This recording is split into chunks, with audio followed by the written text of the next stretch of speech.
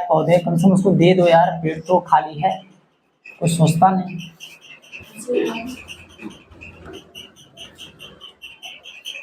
Next topic क्या है भाई? नेक्स्ट टॉपिक क्या है? श्वसन। भैया एकदम बढ़िया तरीके से समझिएगा, स्टेप बाय स्टेप को मैं ले रहा हूं। मैंने आपको यकृत पढ़ाया, श्वसन पढ़ा करके उसके बाद पढ़ा दूंगा किसको? फेफड़ा को। फेफड़े के बाद हृदय को, हृदय के बाद छोटी आंत, बड़ी आंत, सब लेते चला जाऊंगा हर इससे हिसाब से। चलो लेकर के। श्वसन को हम लोग बोलते हैं इंग्लिश में क्या बोलेंगे? रेस्पिरेशन। रेस्पिरेशन।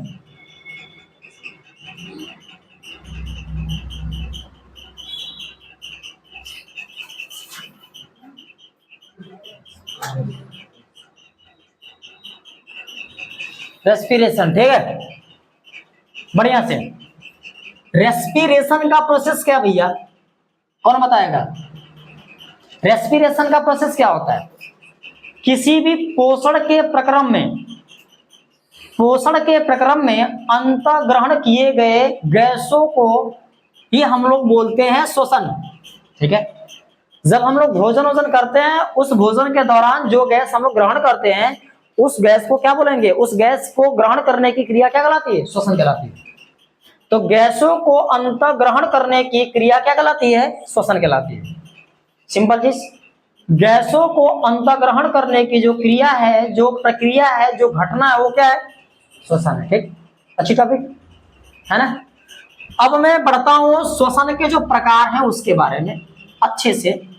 श्वसन के प्रकार क्या भैया? श्वसन के दो प्रकार होते हैं, कौन बताएगा मुझे? बताओ, श्वसन के कितने प्रकार होते हैं? दो प्रकार, कौन बताएगा? कौन कौन सा श्वसन भैया? किसी को नहीं पता है? बस आप लोग मेरे आंखों को, मेरे चेहरे को, मेरे कंटेंट को देखो। पहला होगा वायवीय श्वसन और दूसरा होगा अवायवीय श्वसन। हंसिए नहीं, आगे बढ़ो। वायवीय श्वसन, अवायवीय श्वसन। भैया एक चीज और है ना, इसमें देखो भैया, इसमें सभी कोशिकाओं के द्वारा ऑक्सीजन गैसों का अंतःग्रहण किया जाता है, जबकि इसमें ऑक्सीजन गैसों का अंतःग्रहण नहीं किया जाता है। तो फर्स्ट स्टेप इसमें बनेगा, ऑक्सीजन यानी O2 का ग्रहण होता है। सही बात है ना। इसमें फर्स्ट बनेगा ग्रहण नहीं होता है, ठीक। क्या चीज? O2 का ग्रहण होना नहीं पाया जाता है, ठीक है। दूसरा स्टेप बनेगा, इस प्रक्रिया में CO2 गैस, H2O व ऊर्जा का अवशोषण होता है,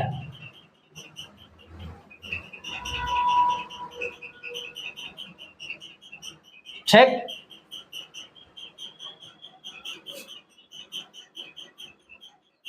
जबकि इस प्रक्रिया में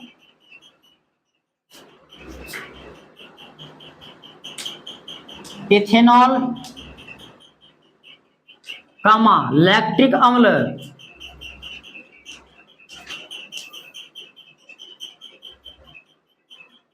व CO2 गैस का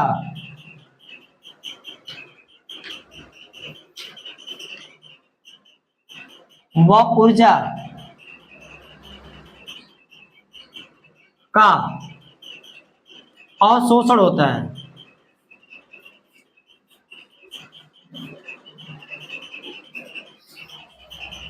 तीसरी टॉपिक, बढ़िया से, यह प्रक्रिया कोशिका द्रव्य के अंदर होती है।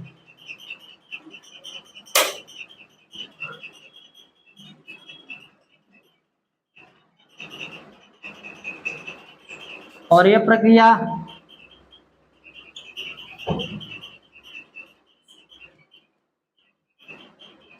कोशिका द्रव्य के अंदर नहीं होती है।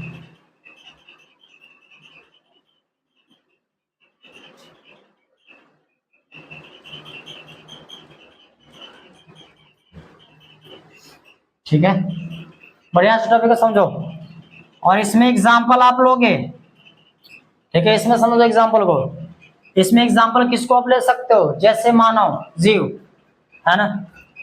इसमें एग्जाम्पल क्या क्या आपका बन सकता है बताओ, इसमें और इसमें एग्जाम्पल क्या बनेगा, बोलो।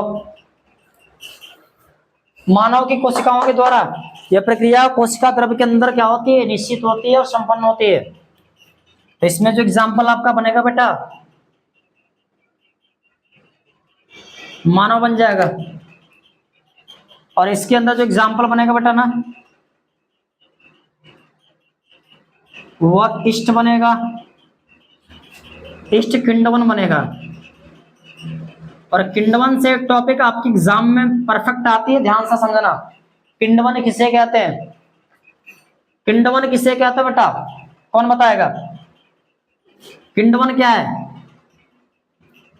एक जैविक क्रिया होती है, एक जैविक क्रिया होती है, जटिल अणुओं को उसके सरल अणुओं में तोड़ा जाता है और उस क्रिया को हम लोग किंडवन कहते हैं। बढ़िया से, किंडवन उसे कहा जाता है कि किसी जटिल, ठीक है, अणुओं का, किसी जटिल अणुओं का किसी सरल अणुओं में टूटना या विभाजन होना किंडवन कहलाता है। या जो ग्लूकोज आपके 6 फॉर्म के रूप में है, जिसमें कार्बन 6 अणु के रूप में है, उसका 3 ही अणु, ठीक है, का विखंडन होना ही किंडवन कहलाता है। 2 तरीके से किंडवन आपके एग्जाम में आता हर बार, हर टॉपिक में। देखो बेटा, हर बार मैंने साइंस का पेपर को टच किया है और हर बार साइंस में किंडवन के रिलेटिव क्वेश्चन बनता है। देखो बेटा, इसमें किंडवन में ऑक्सीजन गैस का कोई भी रिलेशन नहीं होता है, इसमें कार्बन डाइऑक्साइड गैस का रिलेशन होता है, लैक्टिक अम्ल का होता है, जिसे बोलते हैं हम लोग C3H6O3, और इसका जो फार्मूला होता है C2H5OH होता है। जबकि जल का तो सब जानता है, ऊर्जा तो एनर्जी होती है, ठीक है ना। ये कोशिका द्रव्य के अंदर होती है बेटा, ये तो बात सही है, लेकिन इसके साथ साथ कोशिका द्रव्य के साथ साथ बेटा एक चीज और है, माइटोकॉन्ड्रिया के अंदर होता है, माइटोकॉन्ड्रिया।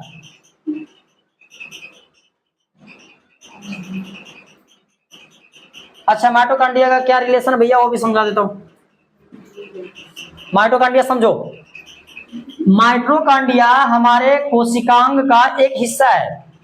हमारे कोशिकांग का क्या है, हिस्सा है। कोशिकांग क्या होता है, ध्यान से समझना।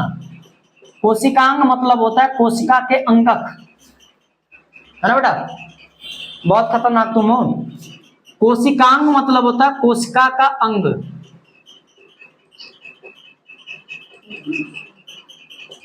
ठीक है, कोशिका का अंग। बढ़िया से, तो कोशिका का अंग कितने होते हैं, बहुत सारे होते हैं, बट इसमें आपका माइटोकॉन्ड्रिया आ रहा है। माइटोकॉन्ड्रिया, माइट्रो नहीं, माइटोकॉन्ड्रिया होता है, ठीक है। और माइटोकॉन्ड्रिया अपने अंदर प्रोटीन और ऊर्जा को रखती है, मतलब ये इसको power house of the cell कहा जाता है। पावर हाउस यानी ऊर्जा का घर, ऊर्जा गृह। कोई भी आपसे पूछता है कि सबसे ज्यादा ऊर्जा किसके अंदर होती है, तो आप बताओगे माइटोकॉन्ड्रिया के अंदर होती है, क्योंकि माइटोकॉन्ड्रिया को पावर हाउस कहा जाता है ना, पावर हाउस उसको कहते हैं। और पावर हाउस का मतलब होता है ऊर्जा का घर, यानी इसको ऊर्जा का घर भी कहा जाता है, इसको पावर हाउस बोलते हैं बेटा, पावर हाउस कहते हैं, ठीक है, पावर हाउस। और इसको हिंदी में हम लोग क्या बोलेंगे बताओ, इसको हिंदी में क्या बोलेंगे, ठीक है, यानी ऊर्जा गृह। ऊर्जा गृह का मतलब होता है ऊर्जा का घर। सबसे ज्यादा देखो, जो प्रोटीन है और ऊर्जा है सबसे ज्यादा इसी के अंदर होती है, प्रोटीन, और ऊर्जा मतलब एनर्जी, पीई। और वो ऊर्जा जो होती है बेटा वो आपकी एटीपी के रूप में टूटती है। अब वो एटीपी भी बता रहा हूं आपको, पहले इसको कर लो तुम लोग, पहले इसको कर लो।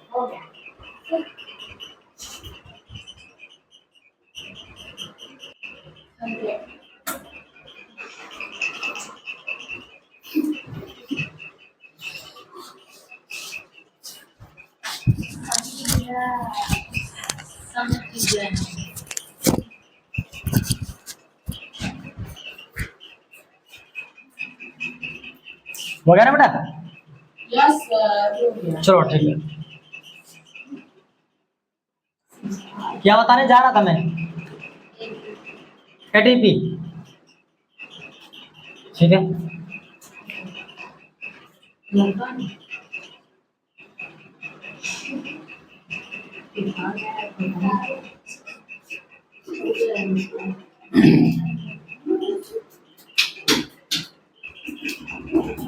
शांति से।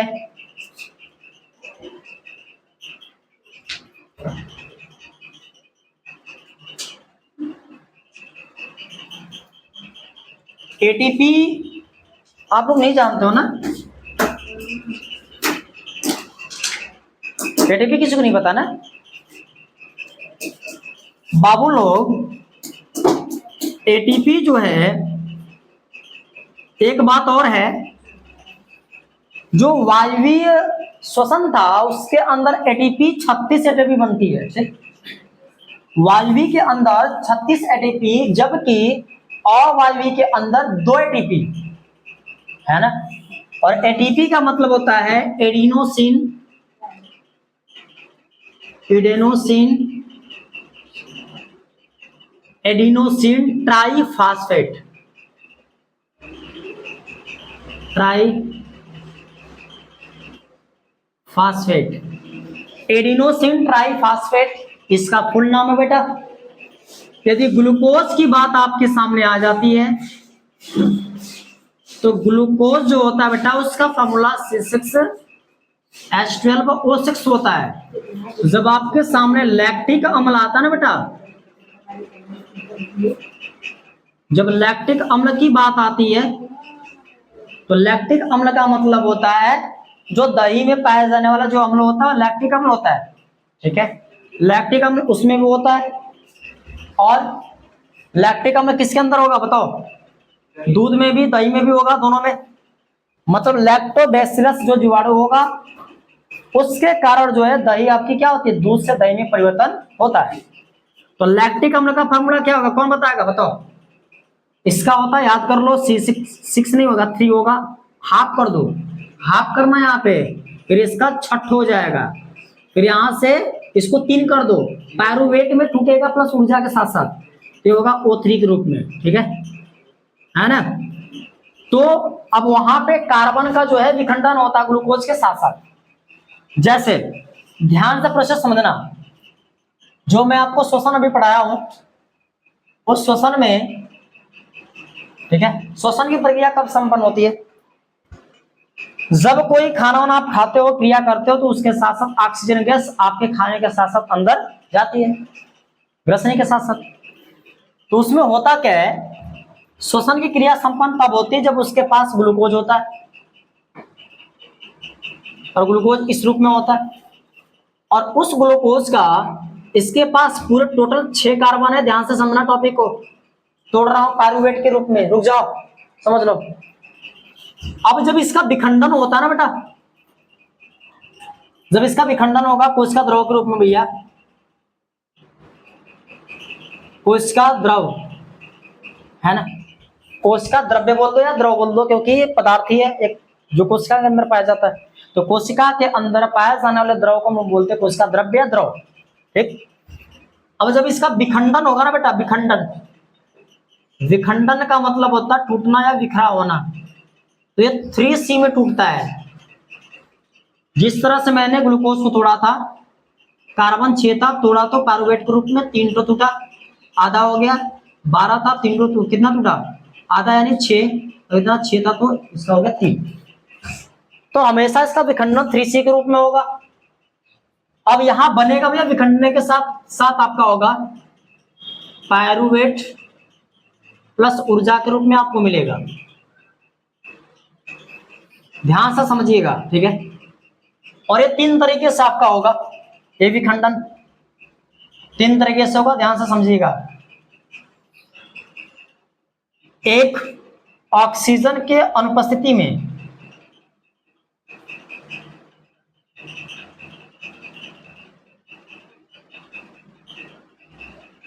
दूसरा होगा ऑक्सीजन के अभाव में,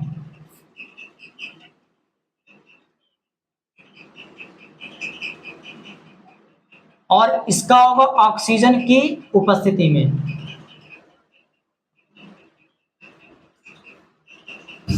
ध्यान से समझना। पायरुवेट प्लस ऊर्जा का क्या अर्थ है भैया? पायरुवेट आपको समझा रहा हूं, ढंग से समझो पहले।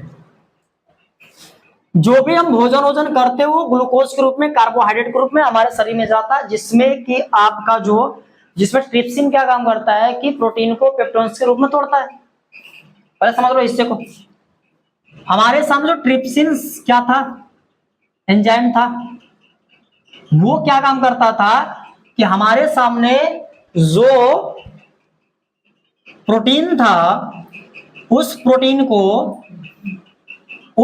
को तोड़ता था किस हिस्सों में? पेप्टोन्स के हिस्सों में तोड़ता था, टोन्स, ठीक है। दूसरी टॉपिक ये थी कि वसा को वसा अम्ल में बदलने वाला कौन था? लाइपेज था।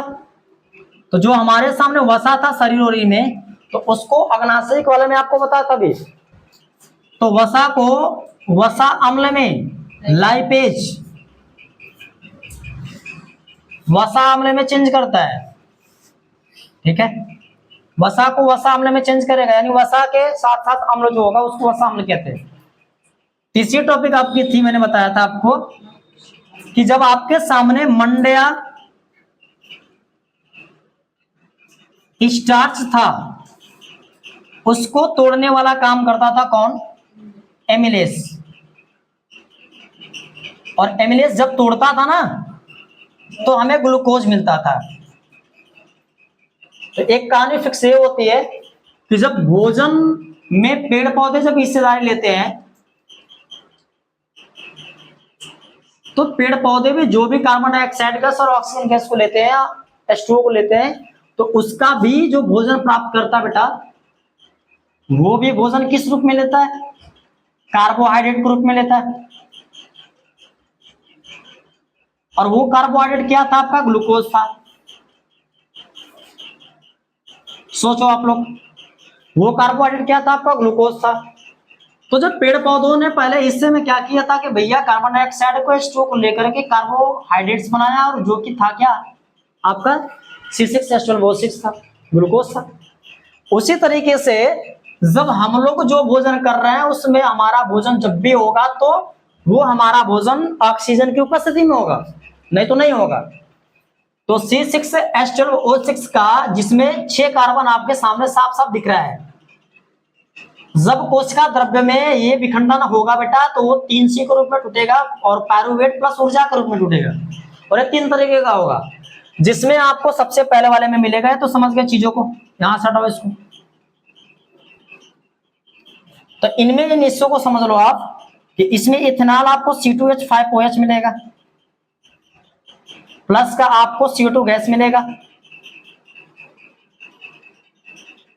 और प्लस ऊर्जा मिलेगी, नहीं एनर्जी आपको मिलेगी।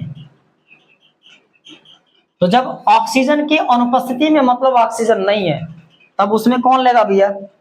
उसमें एग्जाम्पल में काम करेगा ईस्ट किण्वन। और इसी ईस्ट किण्वन को हम लोग बोले थे साफ साफ अवायवीय श्वसन, जो भी लिखा था आपको, ठीक है।